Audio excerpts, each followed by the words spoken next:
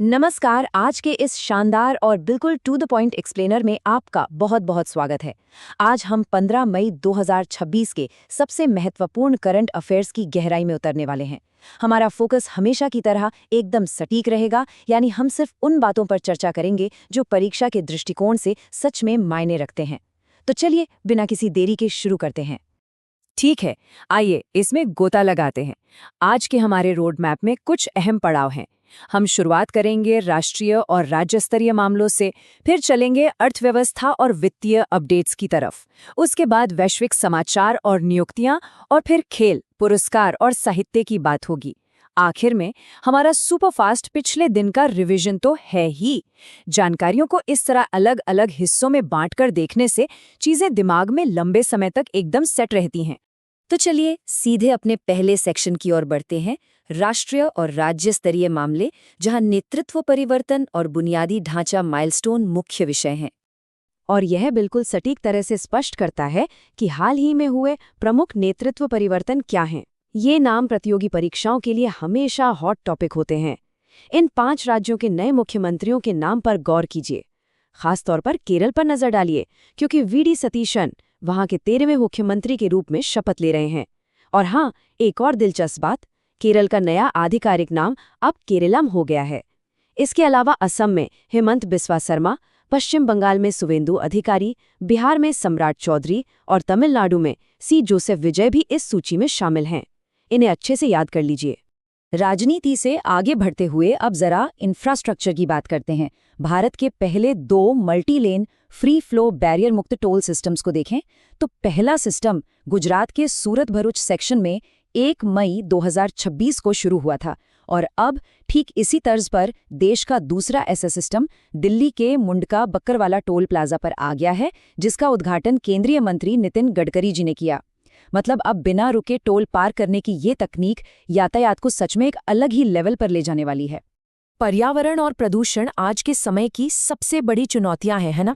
इसी को देखते हुए एक बहुत बड़ा कदम उठाया गया है, निम्न उत्सर्जन क्षेत्र यानी LEZ। ये शहर का एक ऐसा हिस्सा होता है जहां अत्यधिक प्रदूषण फैलाने वाले वाहनों की एंट्री बैन होती है। और ये बहुत ही गर्व की बात है कि पुणे भारत का पहला संस्थागत LEZ स्थापित कर रहा है। इसके साथ ही एक और जरूरी अपडेट है, सुप्रीम कोर्ट ने देश भर की अदालतों के बुनियादी ढांचे को आधुनिक बनाने के लिए न्यायमूर्ति अरविंद कुमार की अध्यक्षता में एक उच्च स्तरीय समिति का भी गठन किया है। चलिए अब प्रवेश करते हैं अपने दूसरे सेक्शन में, आर्थिक और वित्तीय अपडेट। प्रतियोगी परीक्षाओं के नजरिए से देखा जाए तो ये नीतिगत बदलाव और बड़े निवेश सच में बहुत ज्यादा अहम होते हैं, तो थोड़ा ध्यान दीजिएगा। आइए आगे बढ़ते हैं और देखते हैं कि ये पूरा मामला कैसे विकसित होता है। भारत सरकार ने एक बहुत ही कड़ा फैसला लिया है। आपको पता ही होगा कि ब्राजील के बाद भारत दुनिया का दूसरा सबसे बड़ा चीनी उत्पादक देश है। अब देश के भीतर चीनी की पर्याप्त उपलब्धता बनी रहे, इसके लिए सरकार ने 30 सितंबर 2026 तक चीनी के निर्यात पर पूरी तरह से रोक लगा दी है। सबसे अहम बात यह है कि इस नीतिगत बदलाव के तहत चीनी को प्रतिबंधित श्रेणी से हटाकर निषेध यानी पूरी तरह से प्रोहिबिटेड कैटेगरी में डाल दिया गया है। अब जरा इस विशाल आंकड़े पर गौर कीजिए, 37,500 करोड़ रुपए। ये कोई छोटी मोटी रकम नहीं है। ये वो भारी भरकम वित्तीय बजट है जिसे केंद्रीय मंत्रिमंडल ने सतही कोयला और लिग्नाइट गैसीकरण योजना के लिए मंजूरी दी है। इस योजना का जो मुख्य लक्ष्य है वो लगभग 75 मिलियन टन कोयले और लिग्नाइट का गैसीकरण करना है। ये भारत के ऊर्जा क्षेत्र के लिए एक बहुत बड़ा फैसला है। तो सबसे महत्वपूर्ण बात यह है सेबी का नया गरुड़ा फ्रेमवर्क। इसका फुल फॉर्म जरूर याद रखिएगा, green channel AIF roll out upon document acknowledgement. अगर इसे बिल्कुल आसान भाषा में समझें तो ये निवेश के भविष्य को तेज करने का एक फॉर्मूला है। इसने ऑल्टरनेटिव इन्वेस्टमेंट फंड यानी AIF लॉन्च करने की टाइमलाइन को 30 दिनों से घटाकर सीधे 10 दिन कर दिया है। जाहिर है इससे ईज ऑफ डूइंग बिजनेस को बहुत बड़ा बूस्ट मिलने वाला है।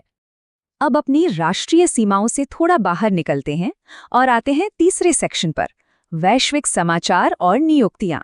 अंतर्राष्ट्रीय मंच और प्रमुख भूमिकाएं हमेशा से ही परीक्षाओं के लिए स्कोरिंग टॉपिक रही हैं।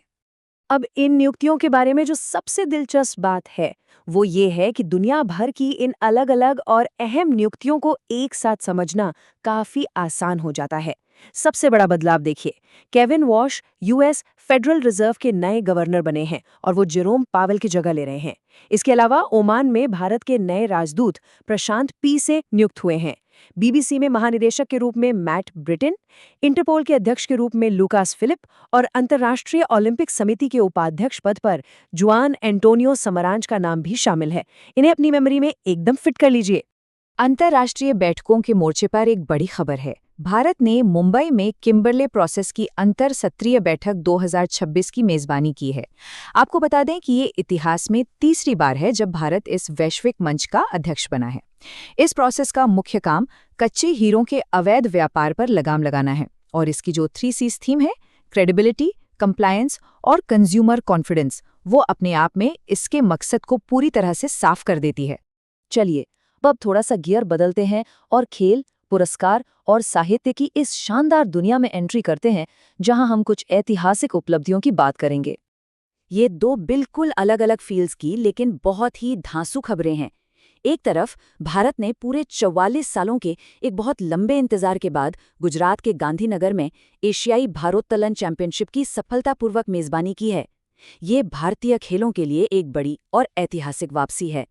वहीं दूसरी ओर साहित्य और कानून की दुनिया से खबर है कि नई दिल्ली में वर्तमान सॉलिसिटर जनरल तुषार मेहता जी द्वारा लिखित 2 नई पुस्तकों का विमोचन हुआ है।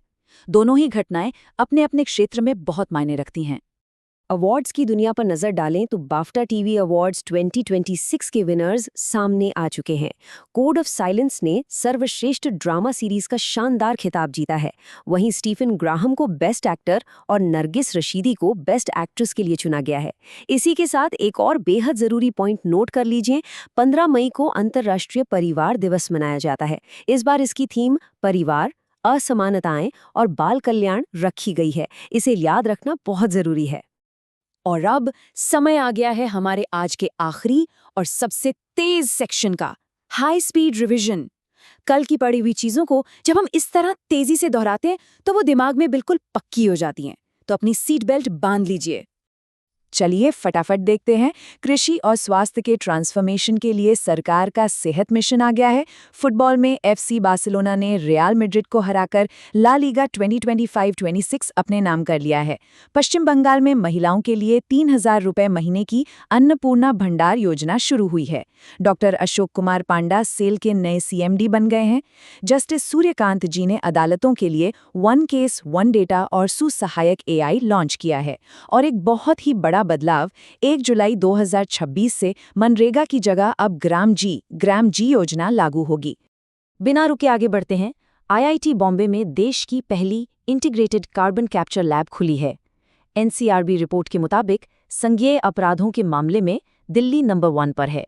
बेंगलुरु में पीएम मोदी ने एक बहुत ही खूबसूरत कमल के आकार के ध्यान मंदिर का उद्घाटन किया है। भारत और जापान ने क्वांटम टेक और हेल्थ सेक्टर में अहम समझौता किया है। विश्व बैंक ने बिहार के शहरी केंद्रों के विकास के लिए $500 मिलियन का ऋण पास कर दिया है।